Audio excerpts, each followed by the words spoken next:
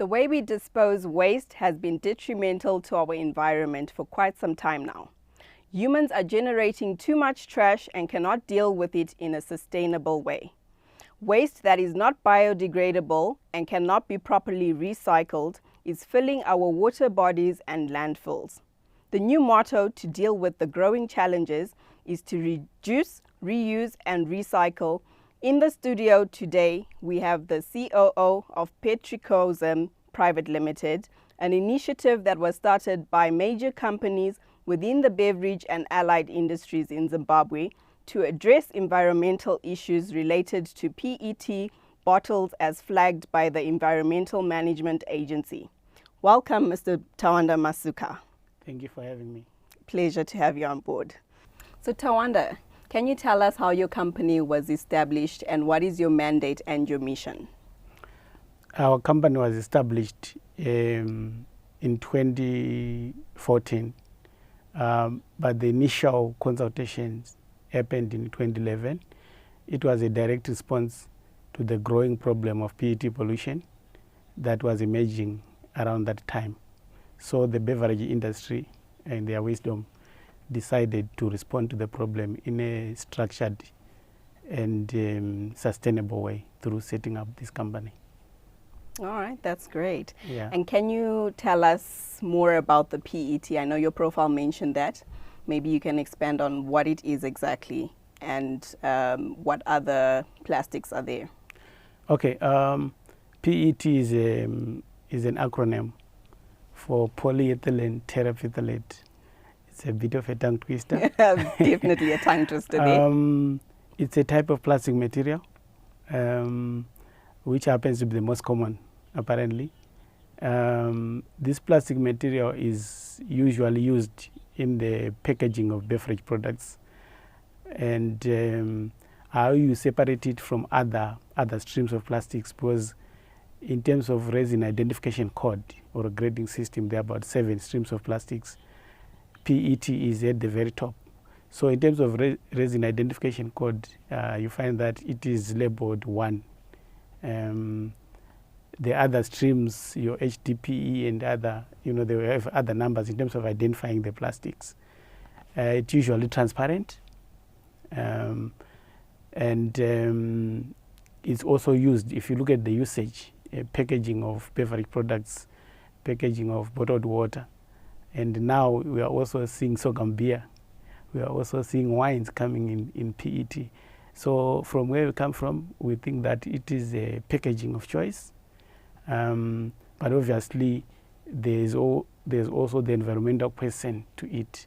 Because of the increased usage, there also has to be corresponding effort to reclaim it from the environment, because by design, it is designed as a one-way package or a single-use plastic, which means it generates a lot of waste. It's not designed to be reused. So that creates a problem in terms of pollution, which is why we have all these initiatives that we are doing to reclaim and create a return mechanism for the same packaging from the stream. That's very interesting. So can you tell us and walk us through the Petricosm process of how you guys do it in terms of your recycling, reducing and reusing, and the processes of having to collect and recycle to a new product? Okay, thank you so much for that question. We happened to be the pioneers in terms of PET recycling. When we started, there was nothing tangible on the ground, at least on a commercial level. So we basically had to do everything. If you look at our mission, we basically want to reduce the environmental footprint of PET. That's basically what we want to do. So we'll do everything possible to reduce the impact that the post-consumer bottle will have on the environment. So in terms of the key processes that we do the collection process, and there are a lot of other processes that are involved in collection, because you have to identify the people who are going to pick the material. You have to train them so that they are able to separate PET from other materials and other plastics. You have to manage the collection logistics. and other processes in between. So collection is one key process that we manage. After collection, we then do the production part, which also comes in two parts. We do the baling, which is a process of just compressing or compacting the bottles for handling, for transportation, and bales are also sellable. We can actually sell the product as bales. But further than that, we also do flaking, which is the conversion of the bottles into flakes, which is a base raw material for downstream processes like pelletizing and making other downstream products that we use every day. So those are the key processes that we do: collection, do baling and flaking. Okay, that's very interesting. So you have a team that will be out there. How is it with your process of having the people bring the products to you for recycling? We have yet to develop a network of suppliers, but I think our approach was very simple. We were targeting people that are already involved in waste collection, dealing with other streams like cans, like paper, or other plastics. So when we moved in, we're basically asking them to look at this stream that was growing and outnumbering the other streams on the market. So for us, it was about market creation as a way of incentivizing the pickers.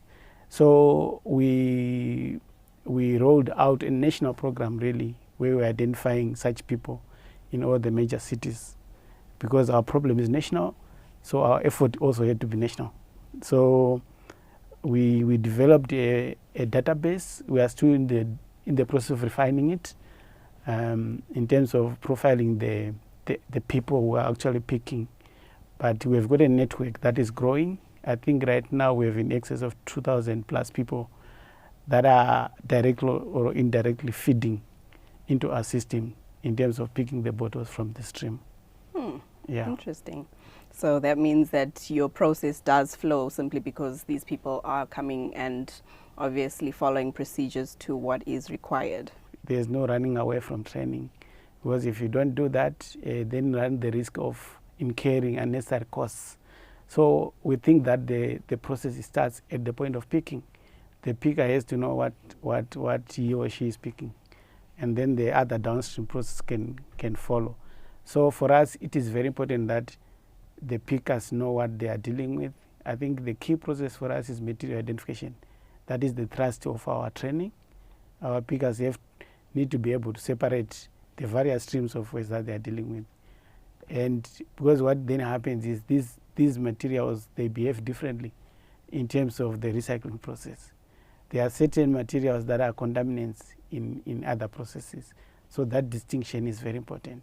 And this is the message that we basically send out.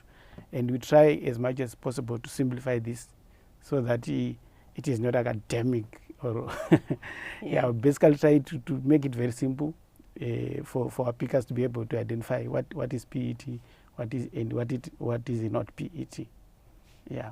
Wow, thank you for that educative information. So we're going to take a commercial break and we'll be right back. Make sure you stay tuned.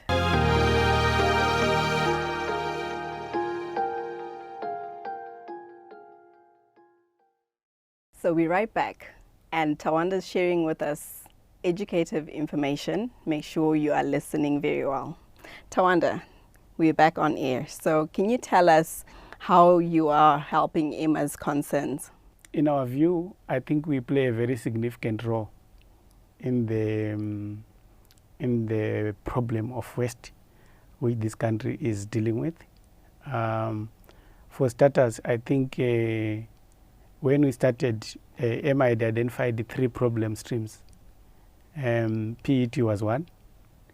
There were diapers and K-Lite. K-Lite has already been outlawed, I think, because the value chain did not respond. They did not offer any solution. Diapers are still a problem.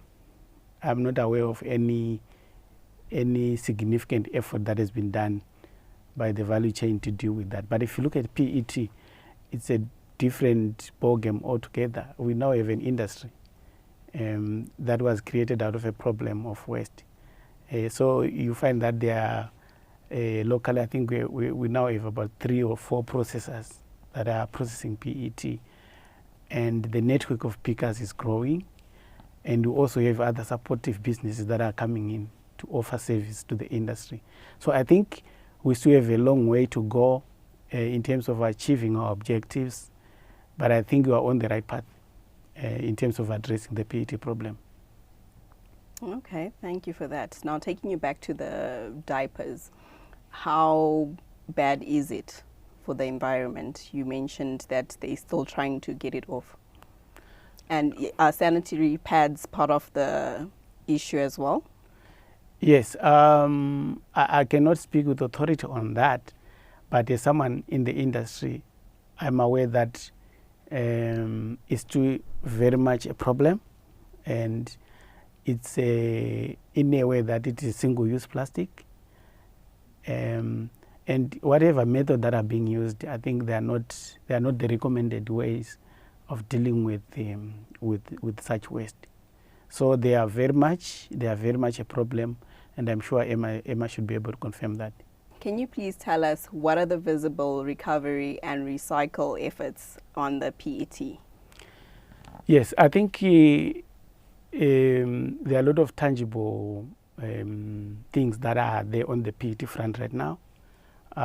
For example, we now have 6 baling centers throughout the country. So we have tried to localize the recovery effort. So if you go to Bulawayo, there will be a couple of baling centers that are handling PET in Bulawayo. The same happens to Mutare, Gweru, and all the major centers. So there's infrastructure that is actually being put in there to do that. There are 2 factories here in Harare that are now able to convert the PET bottles into flake or raw material for further processing. Unfortunately, it's still going export, the bulk of it, but we have also seen some uptake of that material in the local market. So thirdly, there's a development of the local market that is visible. I think when we started, it was 100% export. Now we're probably around 80%, which means the 20% represents the growth of the domestic market. And we are very happy about that, because it's creating a closed loop system, which everyone is pushing for. And would you say that there is a resistance with some of the bottle store owners and possibly customers within the local market?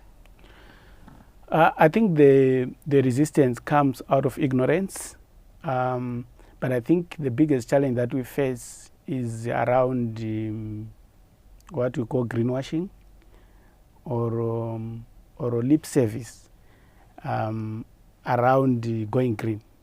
You know, our model or our effort is based on extended producer responsibility, where the polluter pays principle, where the companies that are responsible for generating the waste take responsibility for that, financially or otherwise.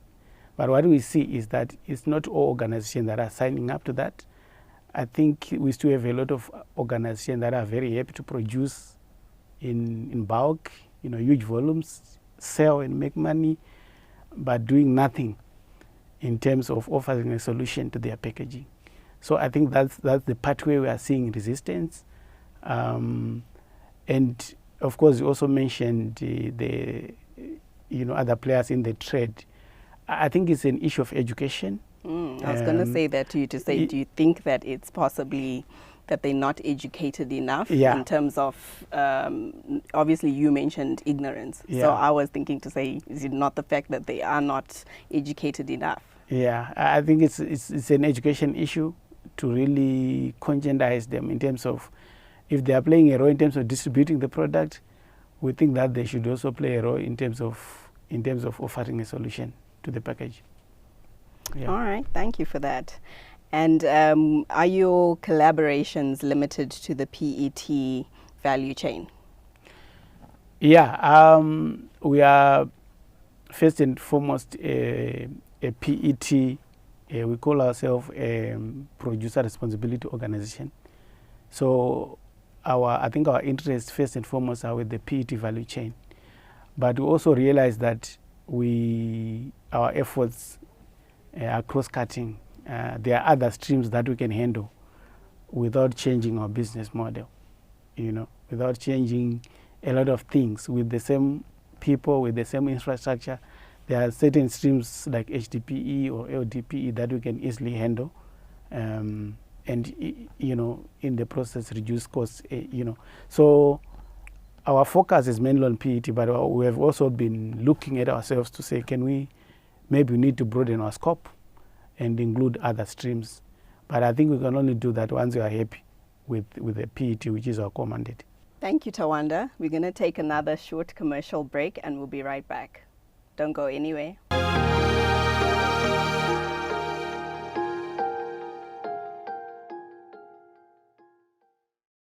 Welcome back. So Tawanda, can you tell us how does recycling PET products complement waste streams? PET is one of the key waste streams that we have, and I've already mentioned that it's one of the problematic streams that were singled out by EMA, along with diapers and K-Lite. Okay, so I think our success around PET is going to impact the overall performance in terms of waste management, because PET is one of the most visible streams on the market. Is the package of choice. So in terms of volumes, it dominates. In terms of visibility, it also dominates. So in terms of it being a waste management problem, I think it ranks very high. So I think our success in terms of recycling PET would translate to overall success for the entire waste value chain. All right, thank you for that. So can you tell us how the community and the environment is benefiting from your organization, and what social impact have you had? I think that our effort has really been impactful. For starters, I think our project is quite inclusive. That's one of the hallmarks of what we do. We don't leave everyone behind. That's good, though. So we find that we work with people at the bottom of the pyramid, people that are ordinarily unemployed, marginalized groups. These are the kind of people that are involved in waste collection. It's not everyone who wants to be associated with waste.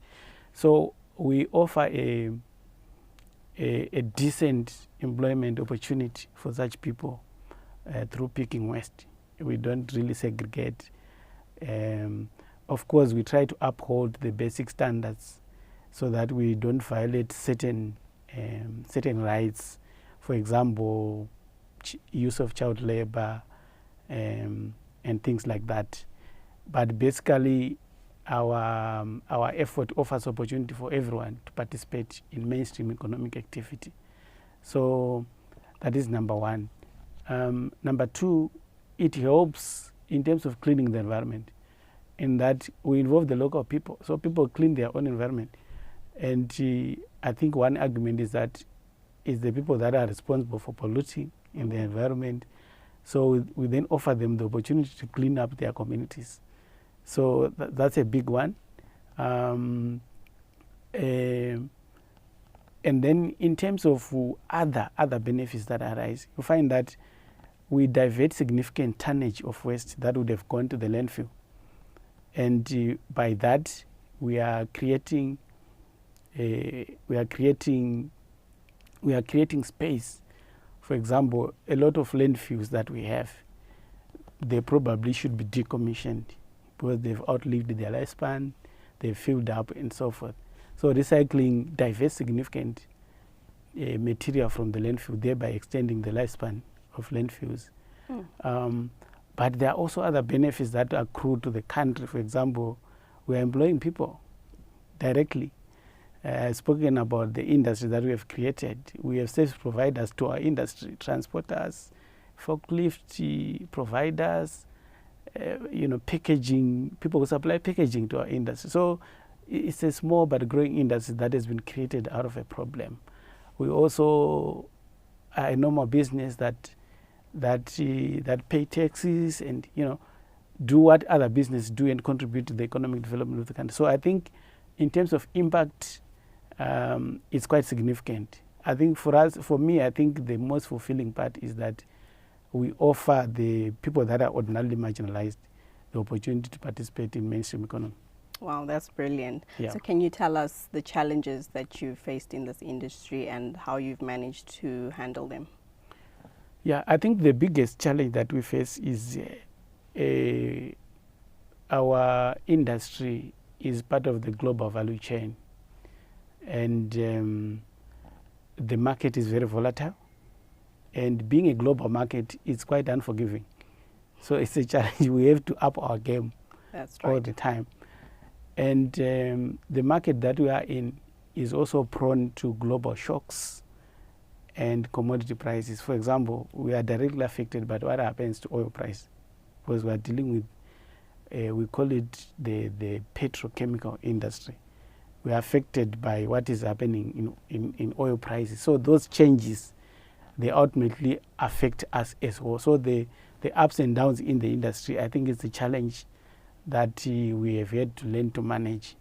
There are also a lot of distortions in our industry, in that there are no entry and exit barriers. Everyone comes and goes as they wish.